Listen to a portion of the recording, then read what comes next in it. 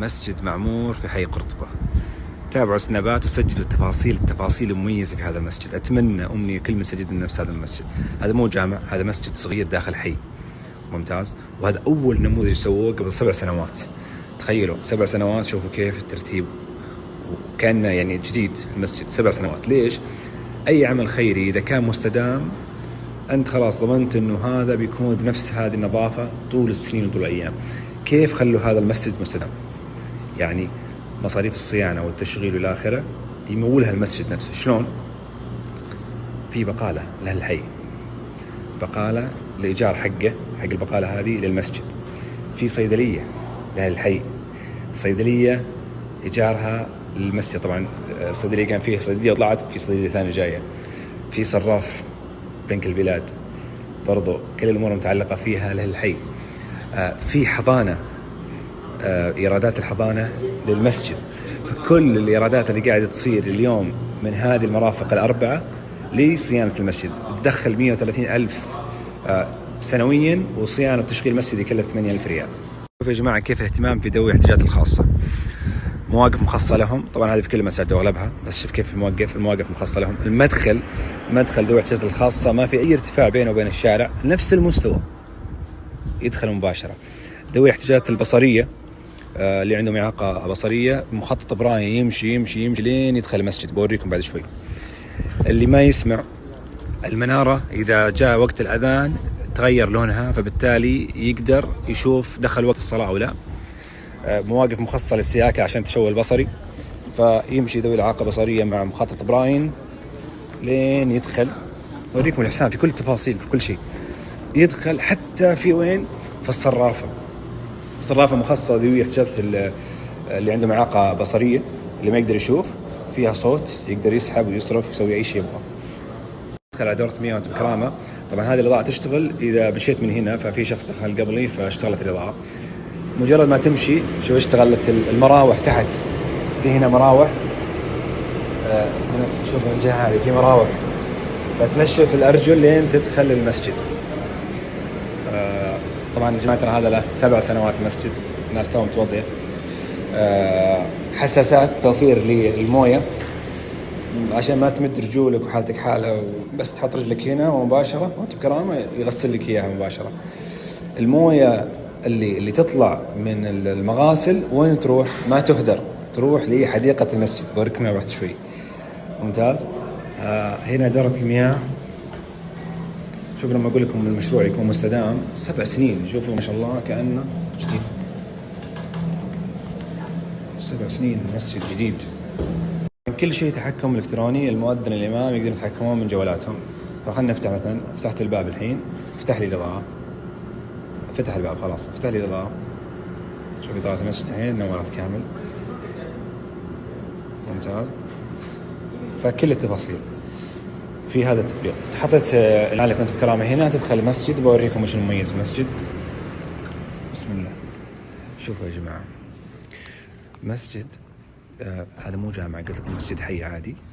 هذه حديقة اللي قلتها قبل شوي. وقت صلاة الظهر والعصر هناك حديقة بعد. وقت صلاة الظهر والعصر ما يشغلون اللمبات لأن إضاءة الشمس تدخل، فيوفر طاقة. هذا رقم 1. 2، تلاحظون شيء في الفرش حقة المسجد. فرش المسجد مدات عادية، شوف عادية. هذه لو توسخت ولا صار عليها شيء، شيل المدة الحال هذه وغيرها مباشرة، ما تحتاج تسوي أي تغيير الفرش كامل ولا شيء. 2، الفواصل اللي بينها هذه عشان تعالج مشكلة الممرات طبعا، وتعالج مشكلة الكراسي. اللي يصلون في مسجد يعرفون عندنا مشكلة دائما في يجيك واحد جايب كرسي يغطي على الكرسي اللي بعده، فخلاص هذا يصير جالس على نفس المسار حق الكرسي.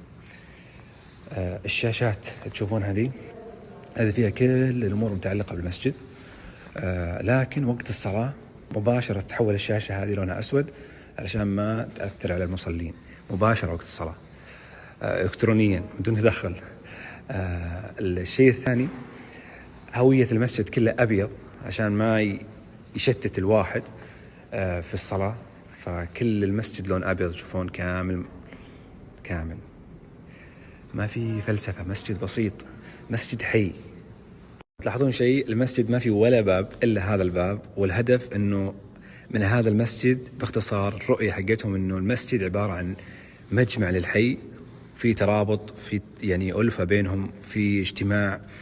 فمدخل واحد، لو حطيت أكثر من مدخل بيتفرقون، بعضهم ممكن ما يعرف بعض، فكلهم يدخلون من نفس هذا المدخل ويستفيدون من المرافق العامة، البقالة والصيدلية والصرافة والحضانة وإلى آخره.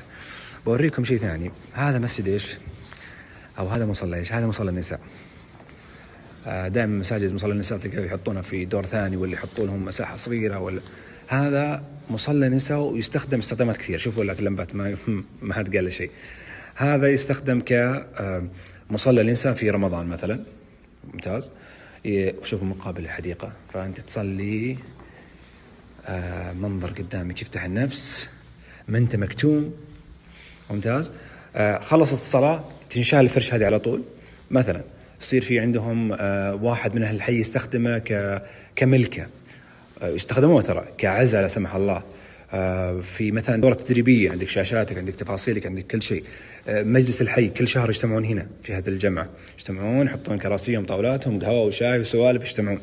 فعشان كذا أقول فكرة المسجد، وهذا الفكرة الأساسية أصلا مسجد، هو يعني مجمع لأهل الحي، مو فقط صلاة وتسكر وانتهى الموضوع. طب خلينا نروح نشوف غرفة إمام المسجد. أنا ملقوب قاعد أفتح الأبواب، قلت لهم وروني كل شيء، وروني. هذه مثلا غرفة إمام المسجد أو مكتبة، زي أي مكتب ثاني، ما في شيء مختلف. لكن وش اللي مختلف بالنسبة لي؟ هذه المبخرة، يبخر، يحط الطيب هنا عن طريق هذا المروحة، يوصل كل المسجد، يبخر المسجد في أقل من دقيقة مباشرة، موصلية توصيل كامل المسجد. مثلا هذه الأم جاية وهي بنتها طالعين من المسجد رايحين بيتهم، أخذين أغراضهم من البقالة. هذا المسجد ترى صدق المسجد هذا استخدامه، يعني مو بس نص ساعة وخلاص نختفي. طالع المسجد في شاشة هنا، الشاشة هذه فيها جروب الواتساب، تقدر تدخل مباشرة، إعلانات بشكل عام، واتساب لأهل الحي، يدخلونك في جروبهم، تواصل معهم، تشوف جماعاتهم، تشوف دوراتهم، تشوف كل شيء. زين. هنا في شيء لفت انتباهي، هذا أول جهاز إنعاش القلب بعد مكة والمدينة يكون في مسجد، ومدرب عليه حقين البقالة، حقين الصيدلية، وإمام المسجد المؤذن. لا سمح الله صار شيء واحد في المسجد من النساء والرجال أو من أهل الحي يستخدم، فصراحة إحسان. معلومة شاطحة، البقالة اللي يملكها أرملة موجودة في نفس الحي، عندها بقالتين، هي اللي تملكها، وهي اللي تتواصل مع الحي، تسألهم وش يحتاجون، وش ما يحتاجون، وش أضيف وش ما أضيف. فالدخل اللي يدعم المسجد هو جانب تجاري من أحد من أهل الحي، فالمستفيد نفس المرأة، والمستفيد المسجد، والمستفيد أهل الحي. فمبسوط أنا واضح أنه مبسوط. أحب المشاريع اللي زي كذا، هذه شيء رهيب، الكل مستفيد. هذه حضانة بدايات في المسجد، شوفوا من الأطفال اسمعهم. هذه حضانة جوا المسجد، مطبخ،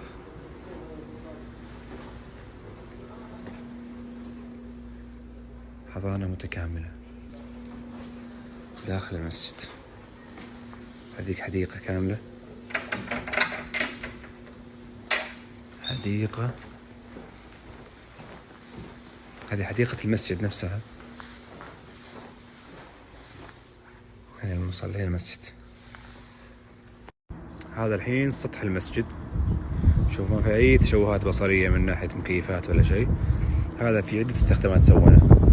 في البداية كانوا يحطونه مثلا استخدامات للأطفال، في الجمعة، طبعا هذا مو جامع، بس أحيانا في الجمعة إذا كان في جمعة أيام كورونا كان يستخدمون مصلى، يستخدمون فطور للحي، فطور جماعي لو صار في فطور زي العيد وغيره. يستخدم عدة استخدامات، كان في ممشى يستخدم، فعدة استخدامات تقدر تستخدم السطح. طبعا هذا الصالة الكبيرة في السطح، هذا في السطح احنا الآن، يستخدم في غالب الوقت للنساء في قاعة اجتماعات، لو في شرح ولا شيء، جمع سوالف. الجهة الثانية فيه الحوش، برضو يستخدم لو كان في استخدامات لها علاقة بالاجتماعات الموجودة هنا.